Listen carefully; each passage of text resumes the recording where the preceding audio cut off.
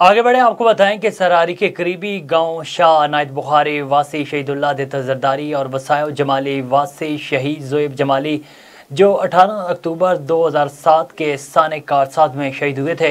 इस मौके पर ज़िला नवाबशाह के पीपल्स पार्टी के सरबराह अली अकबर जमाली, गुलाम शाह लगारी, दरिया खान जरदारी और ज़िले इंतज़ामिया पीपल्स पार्टी की क़यादत ने